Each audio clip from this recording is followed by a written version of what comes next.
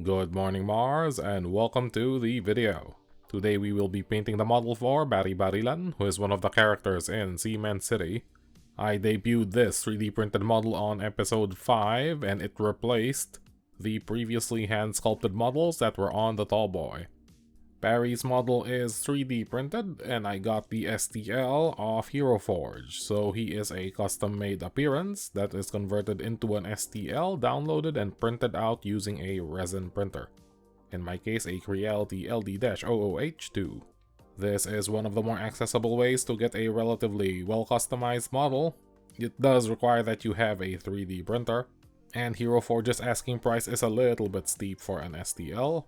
But once you do get it, you can print out as many as you'd like, and you can modify the STL as well. Just be mindful that you can't really make any more alterations when you finalize that purchase, so be sure you are happy with the pose before you commit. Now, Gaslands crew usually stand at about 20mm wargame scale, which is somewhere in the middle between 28mm, which is what most wargames work off, and 15mm, which is the popular smaller scale for wargaming. When resizing a 28mm STL into Gasland scale, I find that it is best to go with around 70 to 75% of the original size. This will vary a bit depending on how tall you want the character, as well as on the general proportions of the model you are resizing. But so far, 70 to 75% has been a good starting point for me personally. At this point, I am currently painting in Barry's skin, and I will flash up a recipe for you guys if you are curious. This will get you a nice tanned skin tone.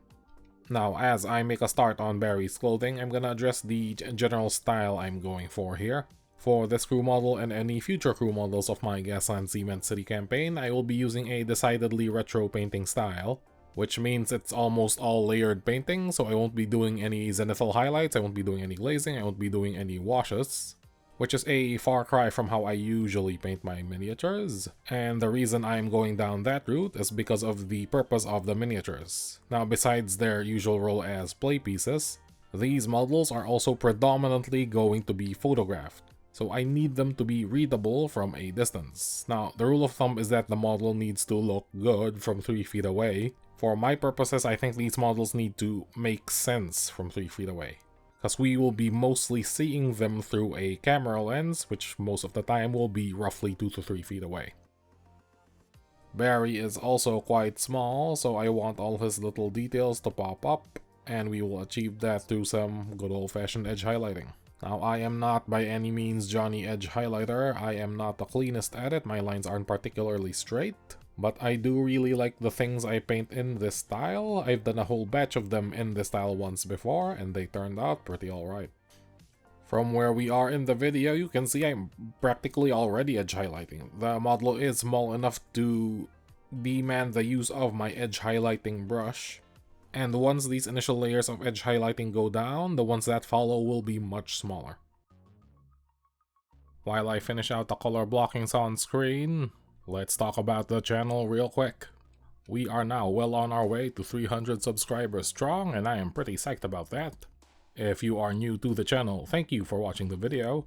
I do giveaways every 100 subscribers, so consider subscribing if you haven't. It is a massive help as I am still a very new channel. Call to action done, baby! We are on that road to monetization. For my regular viewers, I will wrap up our first giveaway next week, as I need a couple of weeks to paint up the cars, take the footage, edit it all, etc, etc. Go figure, doing 3 concurrent build videos is a lot of work, but it has been a great creative catalyst so far and also pretty good for subscribers. Later this week, I will do another behind the scenes build video to do with episodes 5 and 6 of Cement City. It will cover all the new terrain, and I'll be talking about 3D printing for Gaslands. Coming back to the build, it looks like I've finished the basic color blocks on the clothing.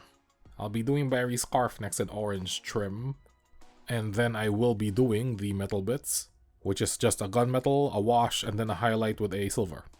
I touch on that recipe for metal in my Dust Dragons #1 build video. You can check that out up there.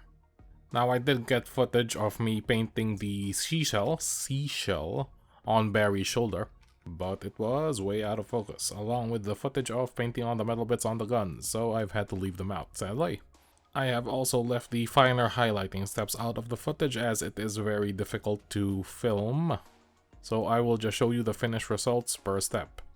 Right now you are seeing the first highlight layer, so lighter greens, a lighter brown, and gray on the hair before we go to the more extreme highlights.